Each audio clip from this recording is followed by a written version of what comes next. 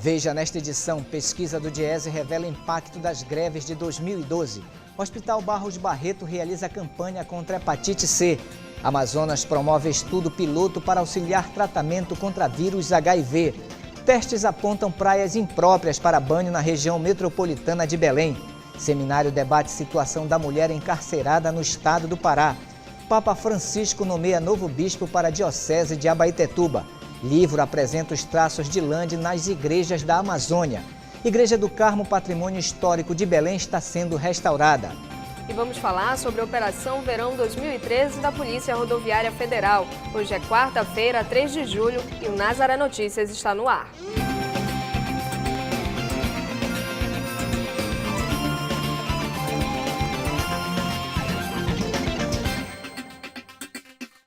Começamos a edição de hoje do Nazaré Notícias falando de greve. Anualmente, centenas de trabalhadores paralisam as atividades. Eles reivindicam direitos como reajuste salarial, melhores condições de trabalho e plano de cargos e carreiras. O Diese contabilizou a quantidade de greves realizadas no ano passado no Pará e o impacto dessas paralisações.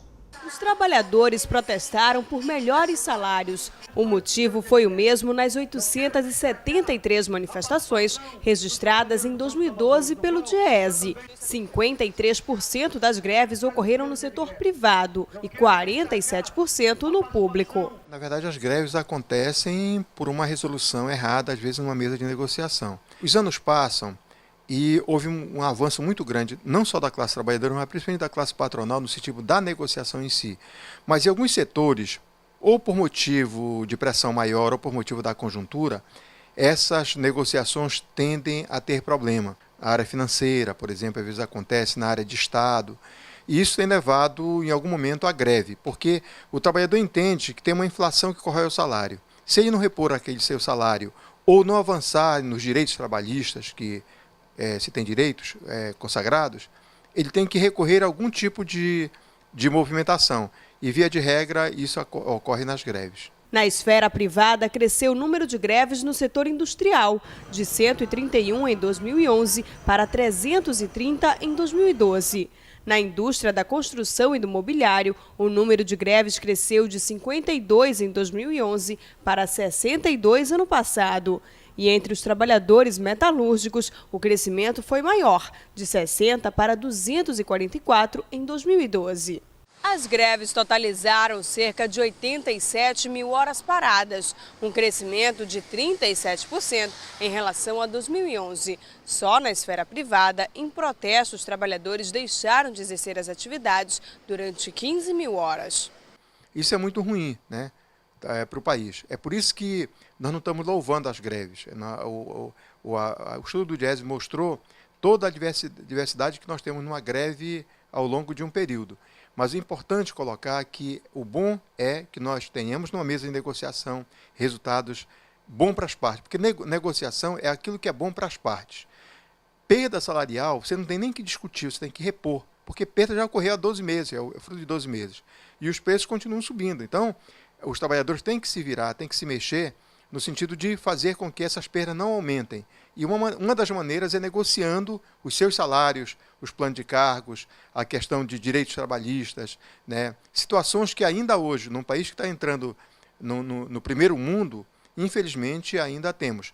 A greve é um direito legal do trabalhador como forma de reivindicar seus direitos. O fato positivo, segundo a pesquisa, é de que 96% de tudo que foi acordado nas negociações, 88% das categorias tiveram um ganho real de salário.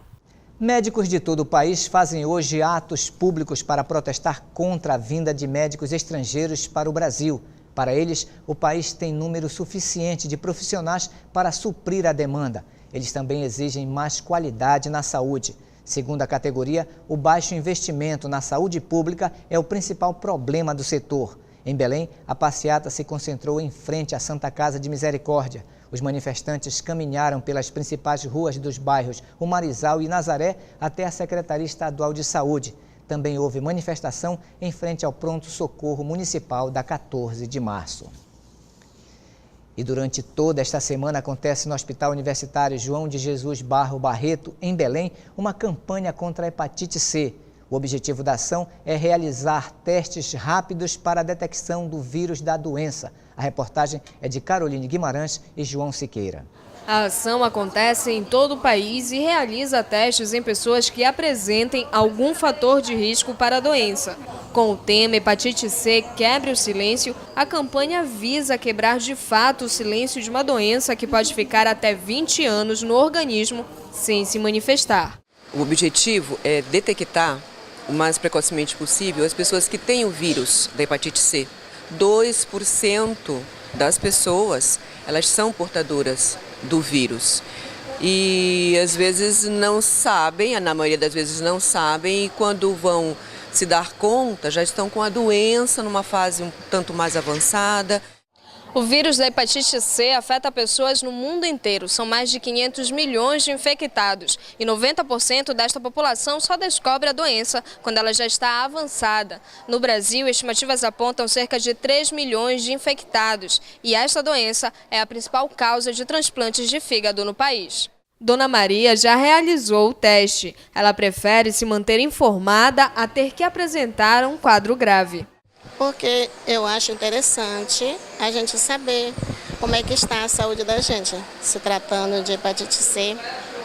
Inclusive, eu aproveito para perguntar, por que só C? E as demais, se tratando de hepatite? Assim como Dona Maria, Mauro prefere saber os resultados dos exames a silenciar. Justamente por isso que eu estou fazendo, para saber se há alguma coisa, mesmo tendo certeza que eu não tenho, mas por curiosidade, a gente precisa saber, né? Ter os cuidados. Para Dona Maria e Mauro, os resultados foram satisfatórios, negativos para hepatite C. Os exames são gratuitos e todos podem fazer. Já estamos com essa campanha desde julho do ano passado e ela é aberta. As pessoas que queiram fazer o teste, basta que elas se dirijam ao hospital, nesse horário da manhã, preferentemente, e elas serão avaliadas, inclusive você, os cinegrafistas, se vocês quiserem, vocês podem simplesmente falar que querem fazer o teste e ele será feito. E ainda falando sobre saúde, o governo do estado do Amazonas promove um estudo piloto com o teste rápido do CD4, que vai auxiliar no tratamento de pessoas com vírus HIV. Começou ontem a primeira etapa da pesquisa na Fundação de Medicina Tropical.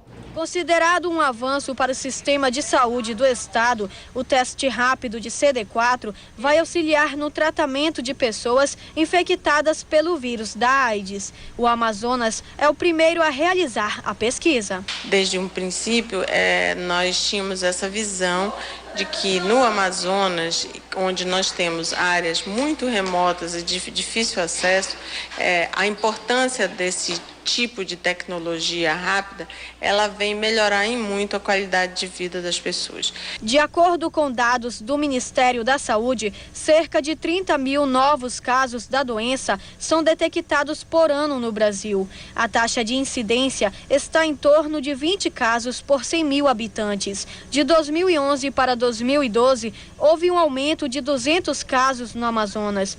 No ano passado, foram confirmados 783 novos casos de AIDS no estado. Dentre os municípios que vão participar da pesquisa estão Tabatinga, Benjamin Constant e Parintins. Com a realização do estudo, será possível avaliar a eficácia do novo equipamento, em comparação ao que já é utilizado como padrão na Fundação de Medicina Tropical. Para a contagem de CD4 em pacientes com HIV. Nós vamos conseguir dar o resultado ao paciente em apenas 20 minutos. Esse é o grande diferencial desse equipamento. O estudo terá duração de 6 meses e envolverá a coleta de pelo menos 120 amostras no interior e 100 na FMT. Após o treinamento das equipes, os técnicos devem retornar para os municípios para a realização do teste rápido em campo. Onde nós vamos ter um diagnóstico precoce dentro de 20 minutos e com isso nós vamos poder tratar os nossos pacientes mais cedo.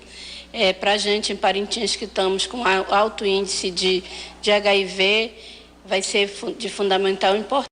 Começa hoje em Belém a Feira da Agricultura Familiar da Amazônia Legal. O evento segue até sexta-feira no Hangar Centro de Convenções e funcionará das 14 às 22 horas.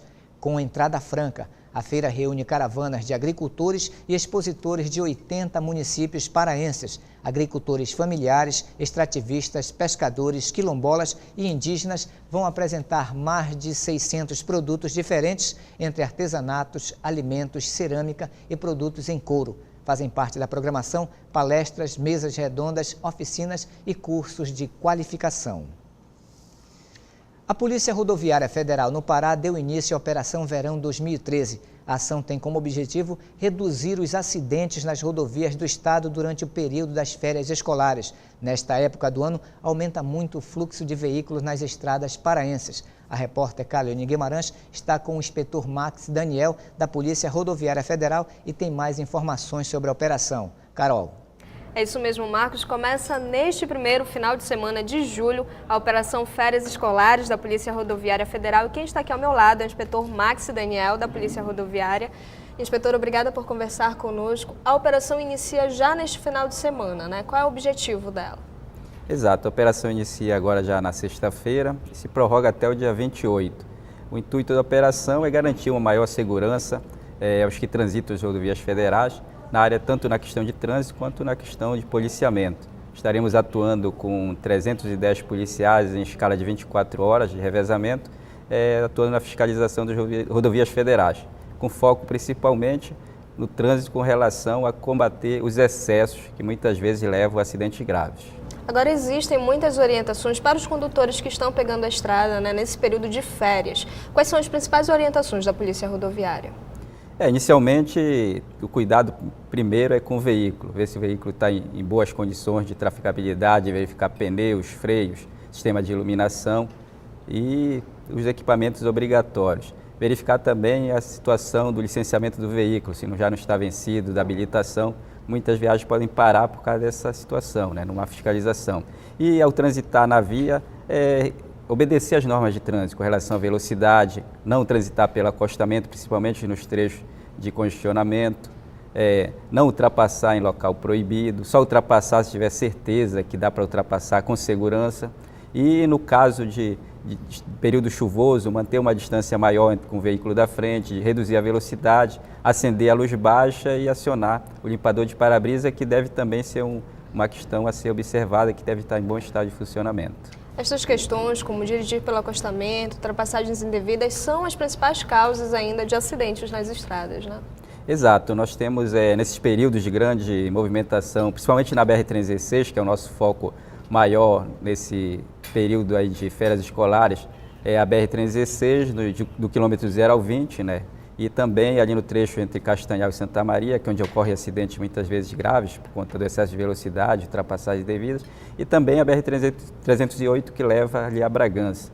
A gente observa que na BR-316 há muito ainda condutores que, por conta do congestionamento, usam o acostamento como uma faixa de circulação. Nessa postura dele vai estar colocando em risco os pedestres e ciclistas que precisam dessa área para transitar e também vai estar atrapalhando o trânsito das viaturas de emergência, como bombeiros, polícia, ambulâncias. Então, é uma situação complicada. Muitos acidentes são causados ainda pela falta de atenção do condutor, por não manter uma distância de segurança com o veículo da frente e outros por excesso de velocidade e ultrapassagem em locais proibidos. Geralmente são essas as causas de acidente mais grave, né? O excesso de velocidade e ultrapassagem devida. Isso associado ao consumo de bebida alcoólica ainda fica mais grave a situação. As pessoas costumam abusar um pouco mais da bebida nesse período de férias, né? Geralmente por conta que as pessoas vão para a praia, para os balneários, se divertir, muitas vezes consomem bebida alcoólica e se esquece que depois vão ter que dirigir. E aí acabam insistindo em manter essa cultura, né? Eu vou beber, mas eu bebi, não estou bem, não vai ter problema nenhum. Mas a pessoa não sabe o quanto o álcool pode provocar de alteração nas suas condições psicomotoras que podem levar a um acidente, né?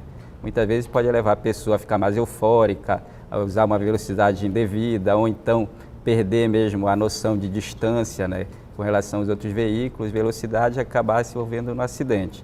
Então a orientação é, se for beber, consumir bebida alcoólica, não dirija, passe para uma pessoa que não tenha consumido bebida alcoólica. E também outra situação, às vezes, aquelas pessoas que consumem bebida alcoólica durante a noite, a madrugada, e acham que parando de beber, logo depois de manhã vão ter condições de dirigir. Essa pessoa ainda pode ser flagrada no bafômetro. Se ela parou há 3 horas só de beber, ou 4 horas, 5 horas, dependendo da quantidade de bebida que ela consumiu, ela ainda pode ser flagrada no bafômetro e pode ser punida com as punições previstas. Inspetora, obrigada por conversar conosco e nós voltaremos daqui a pouco a falar novamente sobre essa operação da Polícia Rodoviária Federal e sobre as orientações para os condutores neste período de férias. É com você, Marcos. O Senado aprovou por unanimidade o projeto que estende os efeitos da Lei da Ficha Limpa aos servidores de cargos comissionados e de funções de confiança nos 3 poderes. A proposta recebeu um novo item que prevê a aplicação do mesmo critério para investidura em cargo público efetivo. Agora, o projeto segue para apreciação da Câmara dos Deputados. E o Senado também aprovou a proposta que obriga a destinação de 75% dos royalties provenientes da exploração do petróleo à educação e 25% para a saúde. O texto agora voltará para uma nova apreciação dos deputados federais. E vamos voltar a falar de saúde. Testes realizados pela Secretaria Municipal de Meio Ambiente de Belém apontam 2 praias impróprias para o banho na região metropolitana. Os resultados foram analisados pelo Laboratório Central do Estado do Pará. Quem tem mais informações é a repórter Caroline Guimarães. Amostras de 18 praias dos distritos de Mosqueiro, Outeiro, Iquaraci e Cotijuba foram analisadas pela Secretaria Municipal de Meio Ambiente no mês de junho, antes do período das férias escolares. E as praias do Cruzeiro, em Iquaraci, e a do Amor, no distrito de Outeiro, foram consideradas impróprias para banho e com risco de contaminação. No caso deste resultado, a SEMA interdita as praias para a segurança dos banhistas. Caroline Guimarães para o Nazaré Notícias. E você acompanha ainda nesta edição o seminário debate Situação da Mulher Encarcerada no Estado do Pará. Papa Francisco nomeia novo bispo para a Diocese de Abaetetuba. Livro apresenta os traços de Lange nas igrejas da Amazônia. E Igreja do Carmo Patrimônio Histórico de Belém está sendo restaurada. E voltaremos a falar sobre a Operação Verão 2013. O Nazaré Notícias volta já. E vamos retornar com a repórter Caroline Guimarães, que está com o inspetor Max Daniel da Polícia Rodoviária Federal. Caroline. Marcos, estamos aqui no estúdio com o inspetor Max Daniel, da Polícia Rodoviária Federal. Inspetor, durante muito tempo, a BR-316, principalmente esses 20 primeiros quilômetros da BR, foram considerados, ou foi considerado o trecho mais perigoso, um dos trechos mais perigosos das rodovias federais. Né? Por que isso acontece? Por que isso aconteceu? E hoje, o que é que mudou? Durante um bom tempo, tivemos primeiro no ranking nacional de acidentes graves, né, nos primeiros 20 quilômetros de rodovia, sendo que a partir de 2011 foram tomadas algumas providências com relação à estrutura da via, que ainda não é o ideal, né, precisa de muitas ainda outras intervenções, mas por orientação da Polícia Rodoviária Federal foi modificados alguns retornos, fechados alguns retornos e também até a própria obra ali no entorno da rotatória em trocamento ajudou a diminuir o grande número de acidentes, porque a rotatória acabava fazendo com que houvesse 4 pontos de cruzamento de veículos e os acidentes eram rotineiros diários. Então isso, e também alguma mudança também no nosso trabalho de fiscalização, veio ajudar a diminuir. Até ano passado nós estávamos em 4º no ranking nacional e hoje nós já também diminuiu mais ainda. O número de acidentes a gente tem observado que vem caindo cada mês que passa. E no caso também a questão da própria fiscalização eletrônica hoje que foi implantada na via, apesar de muitos reclamarem por conta da lentidão do trânsito, mas também ajudou a contribuir a diminuir principalmente o número de atropelamentos que ocorriam. São vários pontos, né, dessa fiscalização eletrônica. E tinham muitos atropelamentos também, principalmente nesse trecho urbano aí, Ananindeua, porque a BR-316, ela na verdade se tornou uma avenida de Ananindeua, Marituba principalmente, porque não tem nenhuma outra via lateral, perimetral que possa fazer o trânsito interno do município. Na verdade, todo o fluxo de veículos desses municípios, Ananindeua e Marituba principalmente, é feito pela BR, né? De um lado de outro do município, a BR corta esses municípios ao meio e acaba tendo trânsito bastante intenso e perdendo a característica de rodovia. Então, esses radares de fiscalização, esses pontos de fiscalização, eles beneficiam, diminuem os acidentes e beneficiam a população que mora ali no entorno da via. Exato, porque principalmente onde foi colocado faixa de travessia de pedestre, que não é o adequado, né, até para a segurança de uma rodovia, mas os condutores muitas vezes não respeitam, reduzir a velocidade, observar se algum transeúnte, algum pedestre quer atravessar a rua e parar o veículo. Haviam muitos acidentes que o veículo da frente, por conta não tinha, a velocidade era 60 por hora, 80, naquele trecho próximo à travessia, muitas vezes o veículo da frente observava que tinha alguém querendo atravessar, parava, mas o veículo que vinha atrás não observava, ou geralmente causava atropelamento ou colisões traseiras. Então, com essa fiscalização eletrônica, veio a disciplinar mais o condutor. Se bem que a gente ainda observa que tem mesmo condutor que, reduzindo a velocidade, observando que tem pessoas querendo atravessar, muitas vezes não para propiciar a travessia segura dos pedestres. Aí é a questão mesmo de educação das pessoas, né, em geral, que acaba causando muitos problemas para o trânsito em si. Agora, inspetor, no bloco anterior o senhor falou sobre a questão do teste do bafômetro, né, infrações que muitas vezes são cometidas por condutores. Uma coisa muito comum que se observa nas estradas é a questão do uso do cinto de segurança pelos passageiros do banco traseiro. Né? Muita gente só coloca o cinto de segurança quando vê a fiscalização. Por que é importante? O que é importante que as pessoas entendam com relação à bebida alcoólica, com relação a essa questão do uso do cinto de segurança, que muitas vezes causa multa, mas a multa, na verdade, é uma medida para obrigar a pessoa a usar. Na verdade, é uma medida de segurança, né?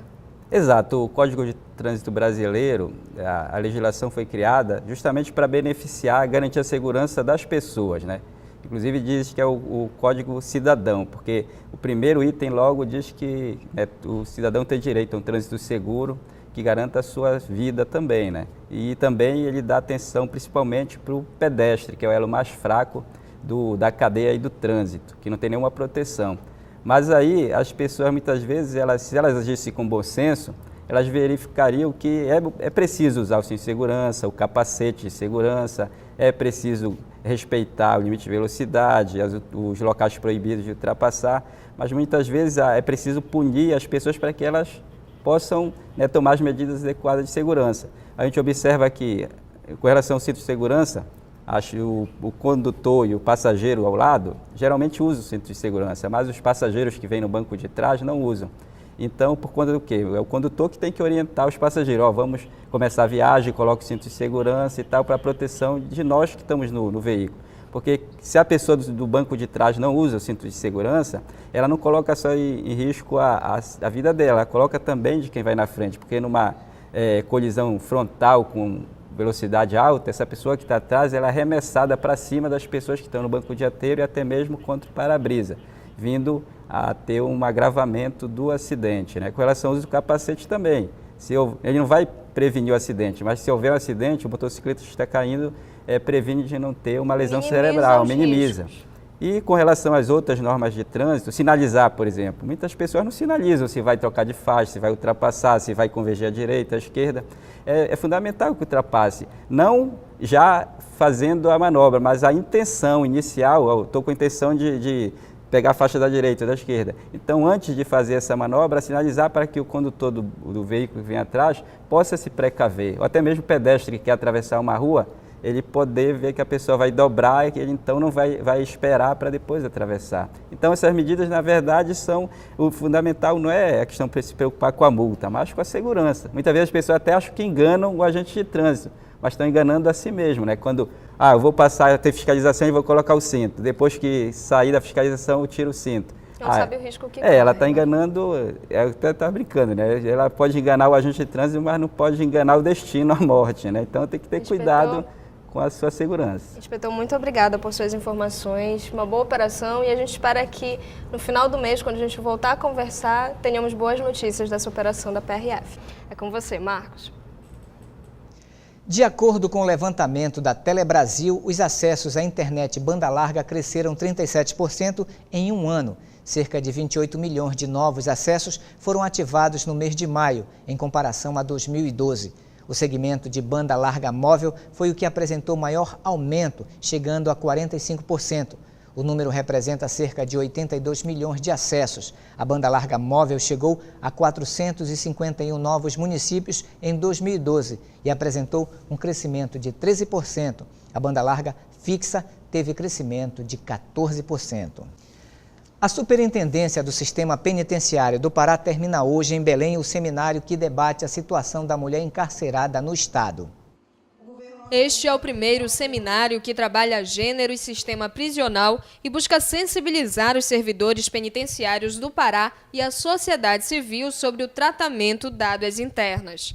O seminário tem por objetivo discutir a questão do encarceramento feminino no estado do Pará, atrelado a uma ótica também de visão nacional, com o que está acontecendo em termos de Brasil, né, de mudanças, de melhorias, de aperfeiçoamentos, e com a finalidade de extrair desse processo de discussão soluções, sugestões de melhoria e também de avaliação do que está sendo feito pelo governo do estado do Pará, pela atual gestão da própria SUSIP, no que tange às metas para a solução dos problemas que o estado do Pará enfrenta no encarceramento feminino. Bom, participam desse seminário os operadores, os servidores da SUSIP, os operadores do sistema de justiça criminal como um todo, Judiciário, Ministério Público, Defensoria, OAB, acadêmicos de direito.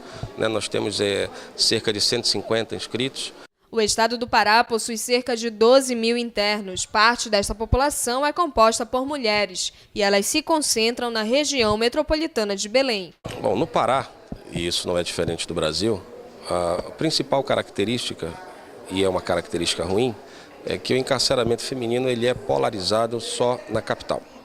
Então nós temos apenas o Centro de Recuperação Feminino, em Ananindeua, como único estabelecimento prisional para mulheres presas em todo o estado. Embora tenhamos mulheres presas em Santarém, em Marabá, em Altamira, em Itaituba, elas estão em espaços improvisados. Carmen Lúcia trabalhou durante 10 anos no sistema prisional masculino. Assumiu há pouco menos de um mês o Centro de Recuperação Feminino do estado do Pará, que possui uma população de 566 internas e entende a necessidade de garantir projetos que mudem a realidade do cárcere feminino. Bom, nós pegamos uma casa penal com 566 presas, que é a população atual, né? Eu digo atual porque até o término da matéria a gente pode ter um acréscimo ou pode ter uma diminuição, porque a casa é uma rotatividade muito grande, assim como entra, sai também. Né? E, inclusive nós temos também algumas internas hoje sendo apresentadas na vara de execução para livramento condicional e prisão domiciliar.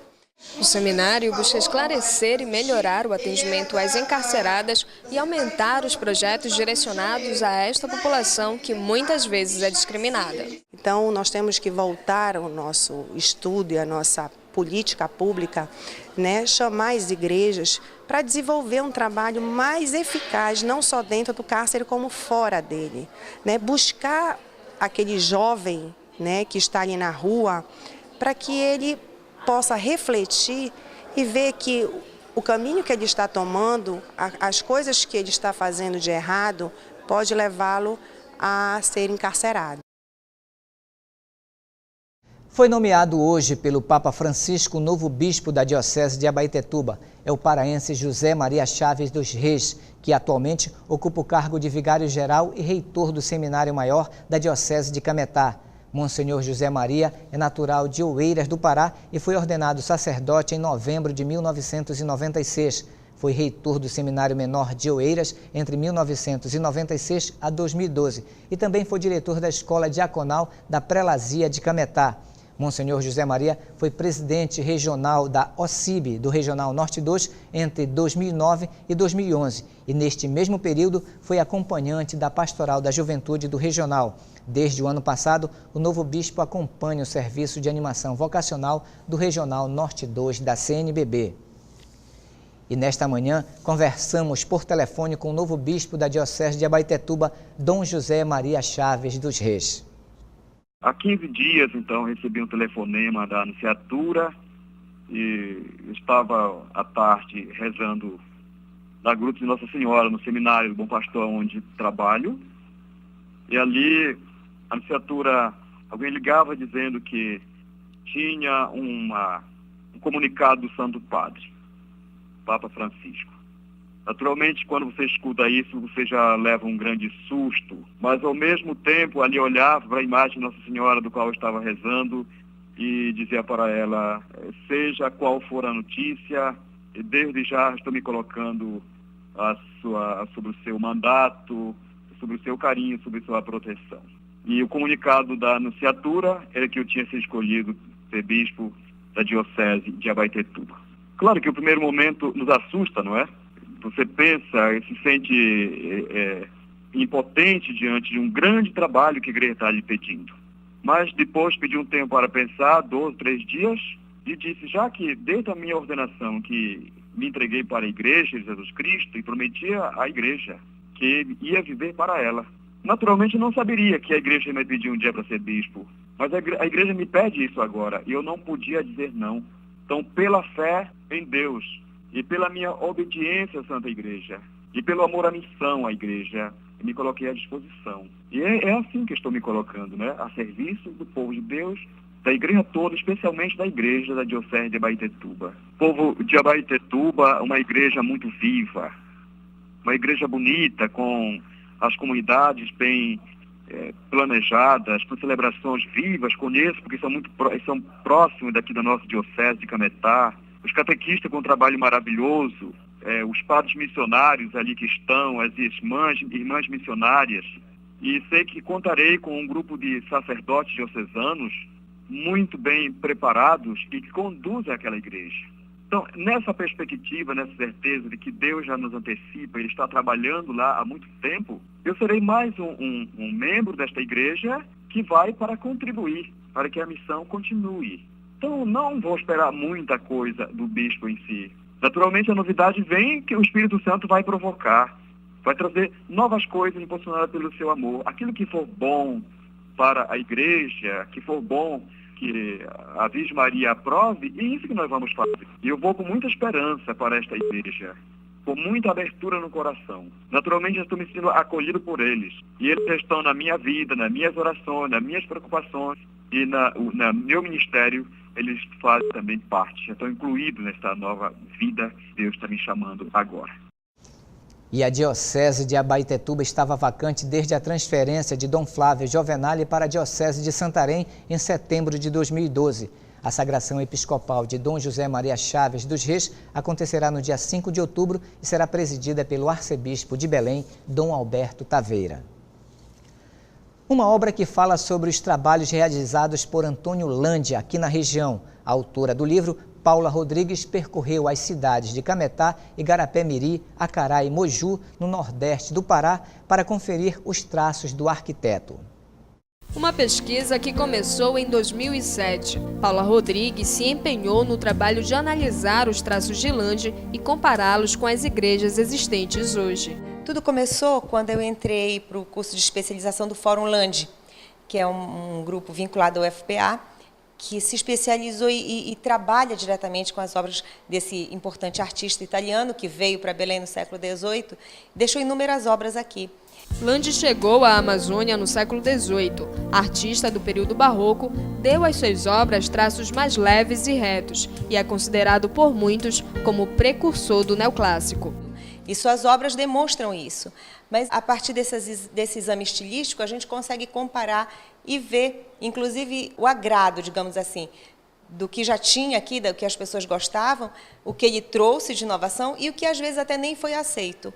E foram muitas as suas contribuições artísticas. Em Belém, a gente tem inúmeros monumentos, vários imóveis, vários prédios feitos por ele, alguns diretamente, alguns que já estavam e ele modificou, como é o caso, por exemplo, da Catedral da Sé. Ele fez a parte da metade superior até em cima, então aquela parte é dele, os altares laterais do transepto, mas ele fez, por exemplo, a Igreja de Santana, o projeto integral dele. As pessoas costumam criticar, dizer que na biografia de Landi diz que ele fazia tudo por dinheiro, mas na verdade eu até digo, não sei se as pessoas sabem, que ele ajudou na construção do dinheiro dele, na construção da Igreja de Santana, porque ele era um devoto muito grande, dizia que era consagrado, que Senhora Santana era a padroeira dele.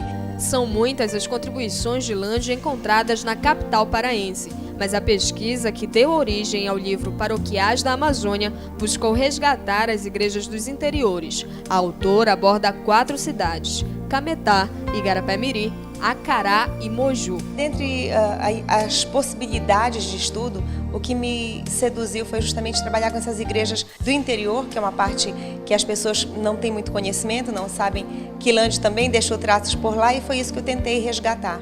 Os desenhos para essas igrejas foram pedidos pelo bispo da época, Dom Frei Miguel de Bulhões, mas a construção não saiu bem como planejado e o povo participou dessas alterações.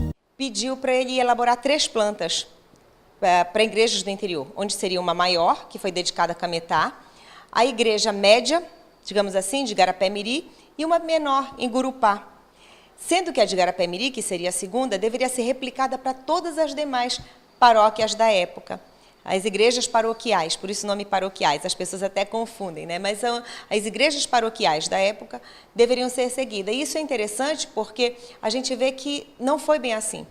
Eles meio que deram uma desobedecida nas ordens do bispo em função do que o povo estava acostumado, porque Lande vem da Itália com uma tradição de igrejas sem torres. Não era importante para ele o uso de torres. E a tradição portuguesa é muito forte. Para o lusitano, a presença da torre é muito importante. E o fato dele construir a igreja, projetar a igreja de Igarapé-Miri sem torres, não agradou. Então, a gente vê que a maioria das igrejas usam as torres, como foi a de Cametá. A de Cametá foi prevista com torres e as demais saíram copiando as de Cametá. A obra, que traz um pouco mais sobre a arquitetura sacra dos interiores do Pará, deve ser disponibilizada nas bibliotecas. 22 de maio foi o lançamento aqui, e depois teve também o lançamento no Rio de Janeiro, no Palácio Gustavo Capanema. E a partir dali recebi até uma proposta para ser lançado em Lisboa, pelo pessoal do Fórum Lande, que trabalha também lá em Portugal, que faz pesquisas nessa área, e eles estão interessados. Então, a gente está tentando levar para o maior número de pessoas e disponibilizar também. Uma preocupação minha é que esse livro não fique restrito à venda. Então, as bibliotecas vão recebê-los de forma gratuita, as próprias cidades de onde eu fiz a pesquisa vão encaminhar os livros, centros de cultura, de maneira que a maior parte da população possa ter acesso a toda essa pesquisa que foi feita.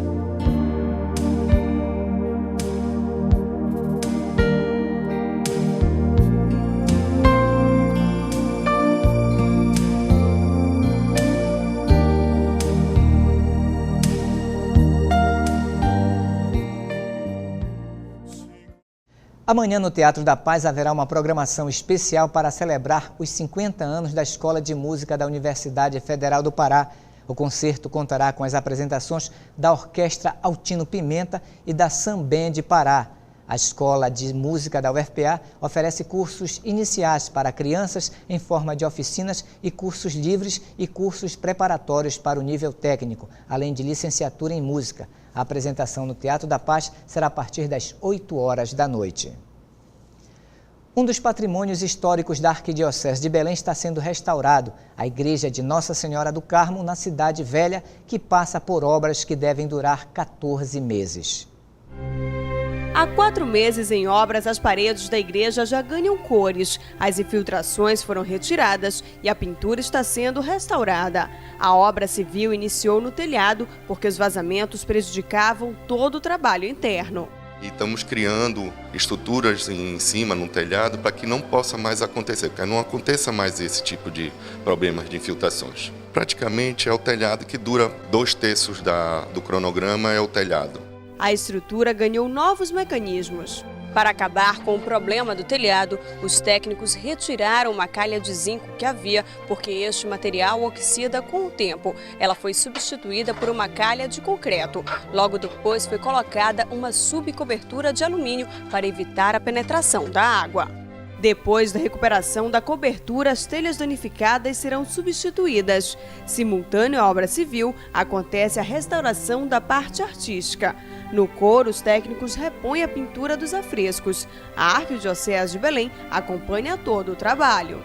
Nós temos um grupo de técnicos que nós contratamos e que esses técnicos estão aqui todo dia, diariamente na obra, fazendo relatório, nos comunicando as pendências, os avanços e tudo mais.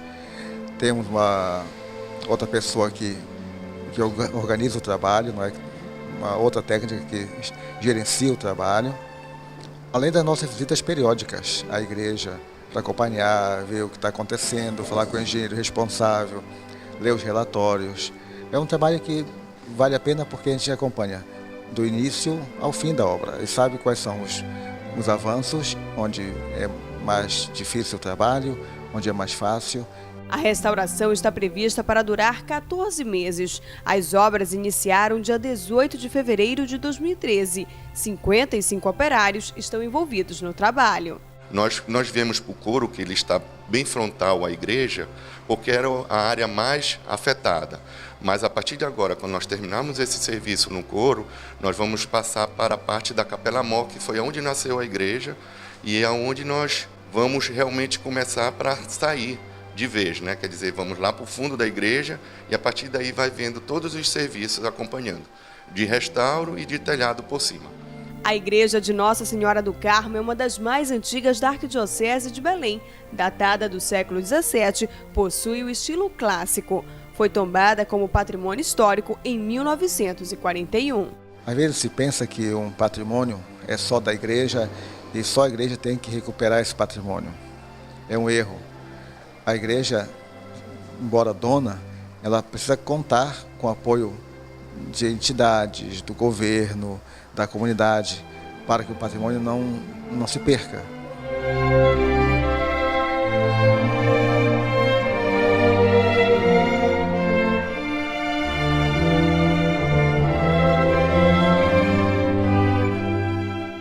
E essas foram as notícias de hoje. E para dar sugestões de reportagens, ligue para a nossa central de atendimento no número 40069211.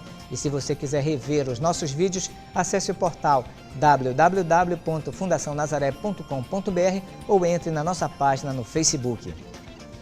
Nazaré Notícias fica por aqui. Nos encontraremos amanhã na próxima edição. Até lá!